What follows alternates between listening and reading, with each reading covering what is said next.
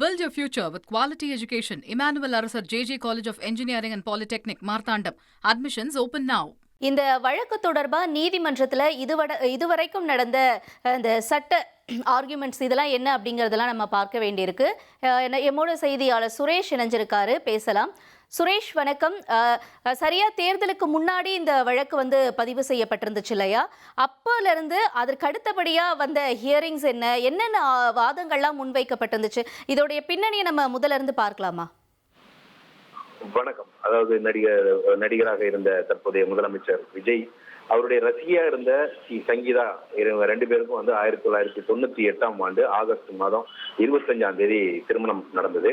26 ஆண்டுகள் திருமண வாழ்க்கை கடந்த நிலையில விஜயிடமிருந்து விவாகரத்து வழங்க வேண்டும் என்ற கோரிக்கையோடு அவருடைய மனைவி சங்கீதா செங்கல்பட்டு குடும்ப நல நீதிமன்றத்துல மனு தாக்கல் செஞ்சிருந்தாரு.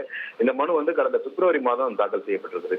அதன் பிறகு அந்த மனுவில் பேரும் என்ன சொல்லியிருக்காங்கன்னா, 2021ஆம் ஆண்டு ஏப்ரல் முதல் நடிகர் விஜய் ஒரு நடிகையுடன் உறவில் இருப்ப தெரிய வந்ததுனால இந்த விவாகரத்து கேட்டு இந்த மனுவை தாக்கல் செய்வதாக அந்த மனுவில் சங்கீதா தெரிவித்திருந்தாங்க.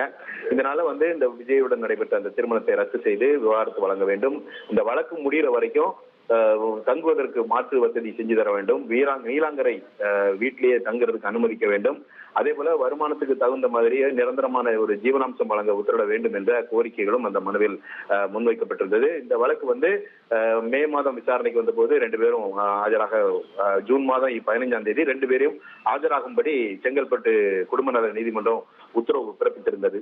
இந்த நிலையில ஜூன் 15ஆம் தேதி இந்த வழக்கு விசாரணைக்கு வந்தப்போ முதலமைச்சர் விஜய் மற்றும் சங்கீதா தரப்புல காணொலி மூலமாக ஆஜராக அனுமதி கேட்டு மனுக்கள் தாக்கல் செய்யப்பட்டிருந்தன. அந்த மனுக்களை விசாரித்த நீதிபதி விசாரணை ஆகஸ்ட் 7ஆம் தேதிக்கு தள்ளி வைத்திருந்தார். அதாவது இன்னைக்கு இந்த வழக்குல அந்த காணொலி மூலம் ஆஜராக அனுமதி கோட்ட அந்த மனுக்கள் மீது உத்தரவு பிறப்பிச்சிருக்காங்க. அதாவது என்னன்னா, ரெண்டு பேரும் காணொலி மூலம் ஆஜராகலாம் அப்படின்னு அந்த சங்கீதாவுக்கு அனுமதி வழங்கி அந்த உத்தரவு பிறப்பிச்சிருக்காங்க.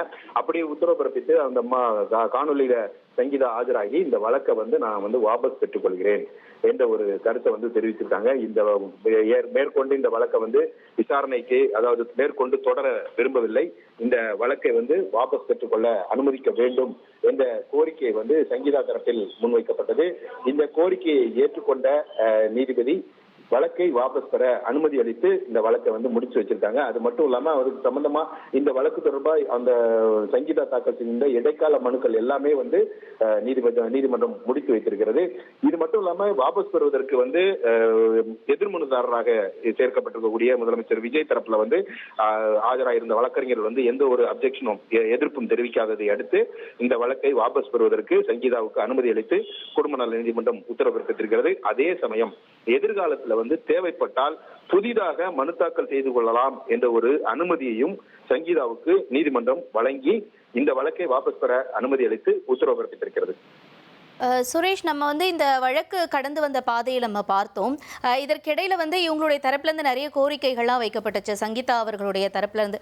அதே மாதிரி அந்த இல்லத்தில் என்னை இருக்க விட மாட்டேங்கிறாங்க அப்படின்னு சொல்லியிருந்தாங்க, மிரட்டல் விடுக்கிற வகையில் பேசுகிறாங்க, அவங்க மேலேலாம் ஆக்ஷன் வைக்கப்படும், தேவைப்பட்ட ஆதாரங்களை வெளியிடுவேன் அப்படின்னு நிறைய சர்ச்சையான விஷயங்கள்லாம் போயிட்டு இருந்தது இல்லையா?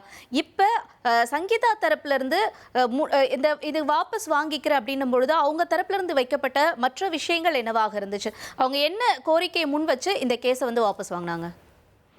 அதாவது ஒரு வழக்கை வாபஸ் பெறுவதற்கு காரணங்கள் தெரிவிக்க வேண்டிய அவசியம் எதுவும் இல்லை. எனக்கு இந்த வழக்கை தொடர்ந்து நடத்த விருப்பம் இல்லை, அதனால நான் வாபஸ் பெற்றுக்கிறேன் அப்படிங்கறத தான் நீதிமன்றத்துல காணொலியில் ஆஜராகி இருந்த சங்கீதா தெரிவிச்சிருக்காங்க. ஒரு முறை இந்த வழக்கை வாபஸ் வாங்கிட்டாங்கன்னாலே அந்த மனுவுல சொல்லப்பட்டிருக்கூடிய அத்தனை குற்றச்சாட்டுகளும் இல்லாததாகிடுது. அதனால அந்த குற்றச்சாட்டுகள் அந்த மனு வாபஸ் பெற்றதுனால அதை பத்தின விசாரணையே எழாது. அப்படி இருக்க சூழ்நிலையில இந்த வழக்கை பொறுத்த வரைக்கும் இந்த குற்றச்சாட்டுகளுக்கு இனிமேல் இடமில்லைன்றதான் சொல்லணும்.